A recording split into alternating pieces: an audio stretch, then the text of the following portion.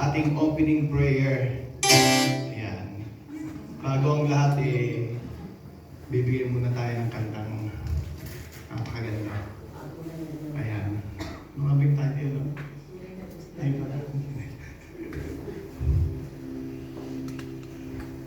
Amen. God bless you.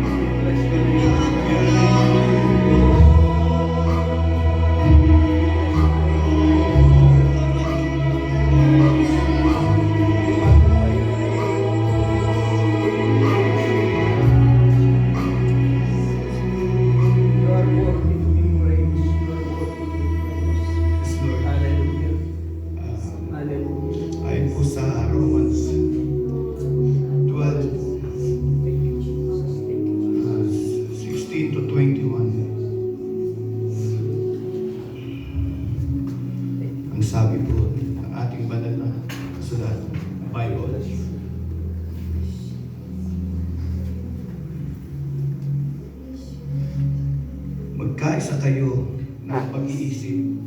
Huwag ninyong ilagak ang inyong pag-iisip sa mga bagay na kapalaluan, kundi magkaayon kayo sa mga bagay na may kapakambabaan. Huwag kayong mga pantas sa inyong sariling haka. Huwag kayong magbayad sa kanino man ng masama sa masama. Isipin ninyo ang mga bagay na kapuri-puri sa harapan ng lahat ng mga tao. Kung maaari ay sa inyong makakaya, ay magkaroon kayo ng kapayapaan sa lahat ng mga tao. Huwag kayong mga higantihan, mga iniibig, kundi bigyan ninyong daan ang galit ng Diyos. Sapagkat nasusulat, akin ang paghiganti, ako ang gaganti, sabi ng Panginoon. Kaya kung ang inyong kaaway ay magutom, pakanin mo. Kung siya'y mauhaw, painumin mo. Sapagkat sa paggawa mo ng gayon ay mga bagka ng apoy ang ibubuntun mo sa kanyang ulo. And 21, huwag kang padaig sa masama, kundi bagkos daigin mo ng mabuti ang masama.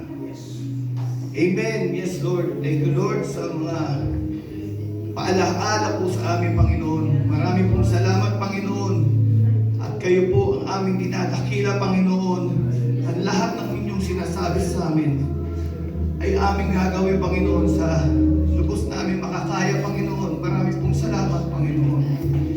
At i-bless niyo po ang bawat isa na sumasampalataya at hindi sumasampalataya sa inyo, Panginoon, para po mabigyan po sila ng knowledge and wisdom, Panginoon, na kayo lamang po ang isang Diyos na aming pagsisilbihan at wala ng iba, Panginoon. Sa aming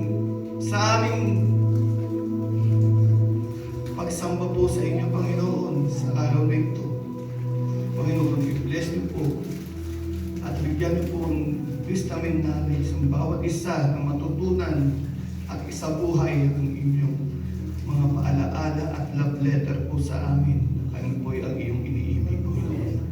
Marami pong salamat, Panginoon. At kayo lamang po ang sasambahin at wala ng iba. At ang lahat po ng ito ay binabalik po namin sa inyong kaluwalhatian, Panginoon. Sa pangalan po ng aming Panginoong Jesus. Amen.